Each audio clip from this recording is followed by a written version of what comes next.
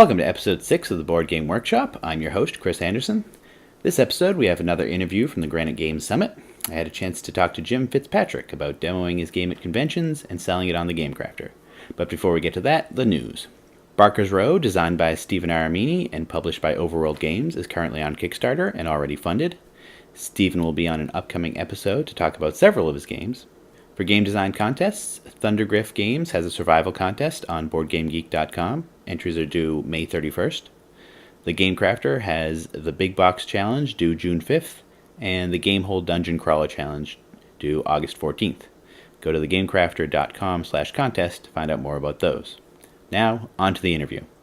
I'm here with Jim Fitzpatrick, designer of Mission to Planet Hex, and we are live at the Granite Games Summit. So, Jim, I wanted to talk to you about your game, Mission to Planet Hex, and also about demoing it, because I've seen you demoing at a lot of different places, and you're always there, showing off your game, always getting groups to sit down, which I personally know is really difficult to get people to stop and listen to you. So, tell us a little about yourself, tell us a little about your game, and then the process of demoing. Okay. Well, I am a computer programmer for a large medical software company, and I sidestepped into game design by seeing friends design games. I play Magic and Dungeons and Dragons, but not a whole lot of board games. So it's sort of been a gateway into the world backwards. I'm playing games now that I'm designing games. But as for demoing, I feel like that's the way to get it out there. It's been a way for me to make the game better and to find out what people want in a game or what people want out of my game. And like I said, it's probably has something to do with a little bit of old-fashionedness in my own head that says the best way to do it is to get out and show it to people in person. That's the thing I like about board games versus things like video games or online games. I don't have anything against them, but I like the personal interaction. I like the social aspect of this. So demoing, I've been kind of lucky. Most of the time, if I plunk down, people are curious. So I'm not totally sure what draws them over. But I think if I was more aggressive, I would fill every minute of every day. But so far, so good. Everywhere I've been, I've generally had success with a couple of exceptions. It helps to sign up for something official, like Designer Alley here makes it a lot easier because people know you're showing a game. So they're going to look at you and they're going to know certain things before they assess you in your game. You know, you're not just a stranger sitting in the middle of nowhere. So how do you go about getting players? Like you said, they seem interested, so do you just set up and wait, or do you go around and talk to people? Do you put up signs? Like I said, I try to plan ahead. I try to find an event that has an official demo status that I can acquire. But apart from that, I have plunked down at things and just, I have little signs that I bring with me to make clear that I'm demoing a new game, that have the logo. It's a kind of a silly game, so I try to get that aspect out there to snag the interest of people who might be interested in that sort of thing. But I also, if I was more aggressive, I'd have every minute filled. That's one thing I'm trying to work on, is just to be able to go up to somebody, like some of our friends do, and just say, hey, you want to try a new game? But I've been having a lot of success. And the best thing about it is when people say they enjoy it, and when game designers will, 99% of the game designers I've met are so polite and so helpful, and they will critique you up, down, and sideways, which ends up being very good for your game. So that's the best thing is learning how to listen to that and realize that it's a way to make your game better. That was something when I was new that was harder to do, that's getting easier to do because I see the process now. Yeah, so speaking of that, I know the game design community, it's incredibly friendly. Everyone wants to help everyone else. There's no competition. Even in the industry, between publishers, there's no competition. Everyone's always working together. So, since you did really get into design with this game, how has meeting other designers, how has that grown your design knowledge? Well, you realize that not all your game ideas are first-time things. That was interesting to me. The more games I played, the more I realized there's repetition, there's variations on a theme. Everything I've done, some of it isn't thought of by other people. It's really the uniqueness of your game comes out of the combination of the elements.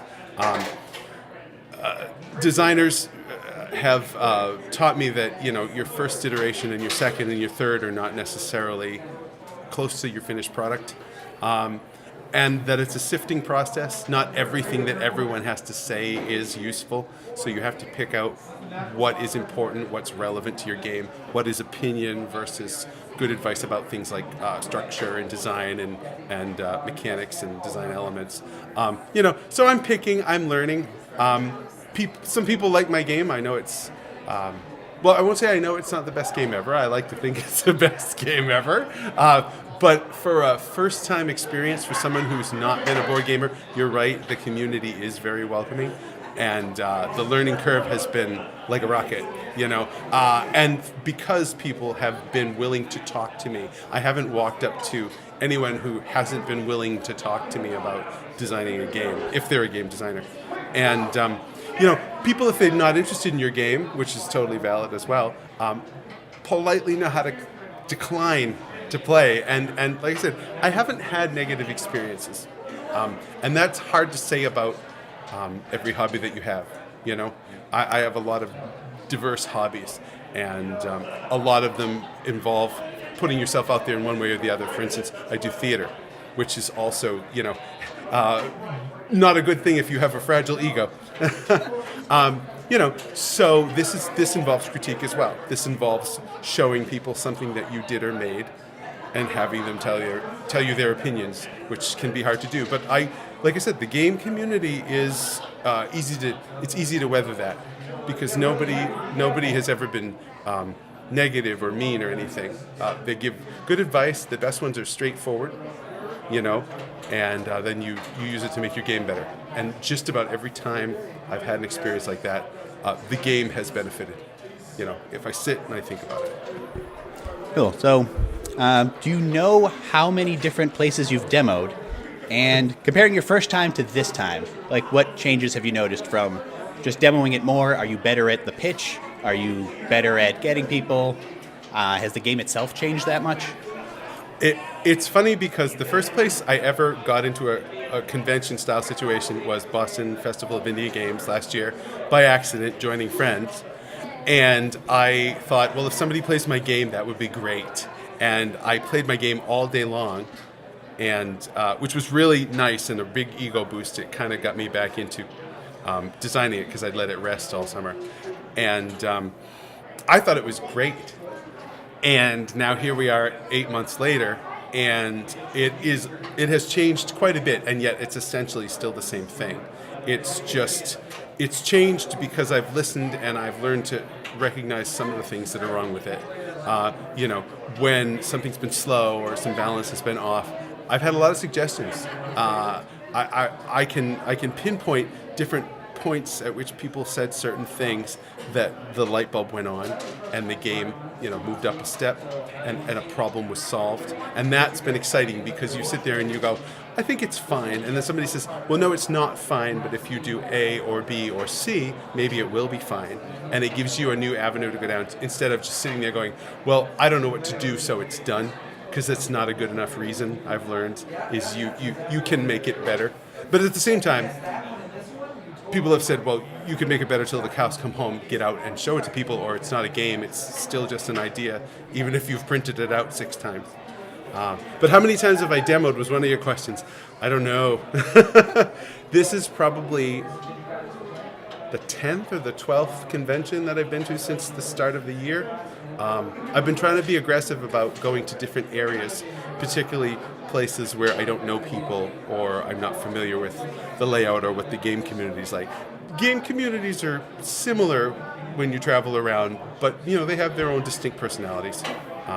And it's cool to just say, okay, people in Maine have seen my game, people near New York City have seen my game, at colleges or whatever. I really like to expand the demographic. I found it's hard. I'm hoping in the summer, for example, it's hard to find a younger crowd, just because they haven't been at the venues that I've been at, or if they have been, they've been doing something else.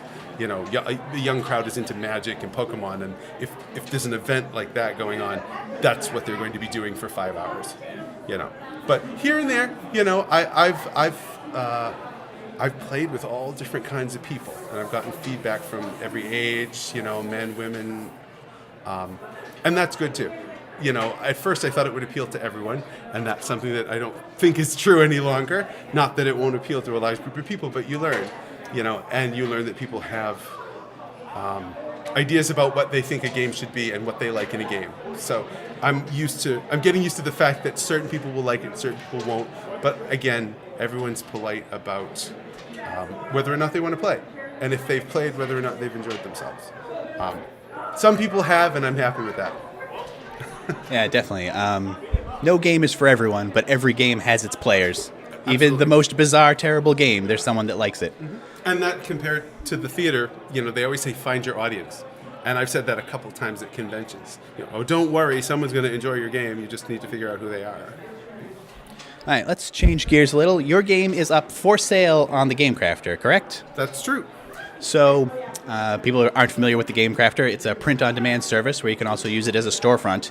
And basically, people will buy your game, they print off one copy.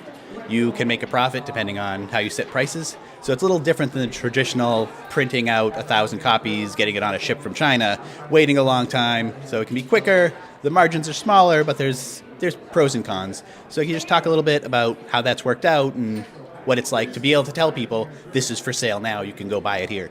Yeah.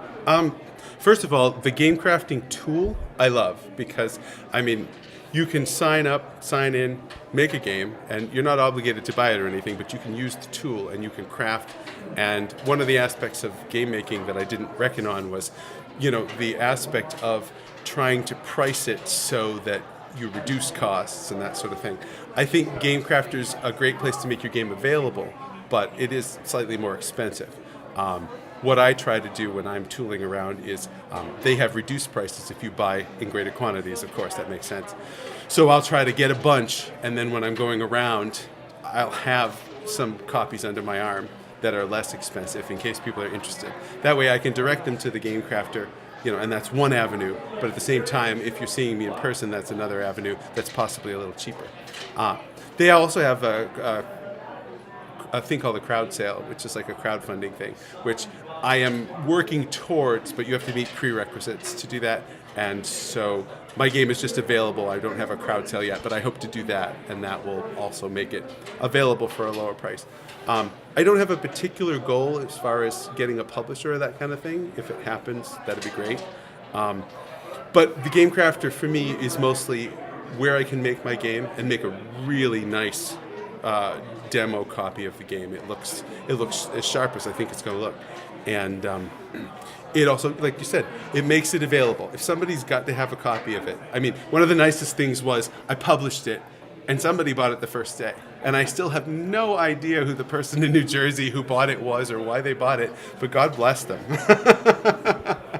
That's great. So we're almost out of time. Is there any future stuff you want to plug? Any other conventions you're going to, or your upcoming show you want to talk about? Well, this is actually the end of my convention escapades for a few weeks. I do community theater, so I'm about to do a production of The Producers in Concord, Mass. So I'll be out of commission until probably late May or June, and then I'll be looking for more places. And I can't remember the other question. I had a really great answer for it. What do I want to plug? I'm happy to say that thanks to the Game Crafter, I actually ordered a copy to playtest of the first expansion of this game, Mission to Planet Hex, yesterday. So I get to look at it after I get home from Star Wars Celebration in Orlando. It is always exciting to open that first prototype from the Game Crafter and see it. It looks so nice. Well, thank you very much for joining me, and we'll talk to you soon. Yes, thank you for having me, really. That does it for this episode. If you'd like to get in touch with the show, you can find it on Twitter at @TheBGWorkshop, on Facebook.com/TheBoardGameWorkshop, and email theboardgameworkshop@gmail.com. Show notes are on theboardgameworkshop.com. Thanks for listening.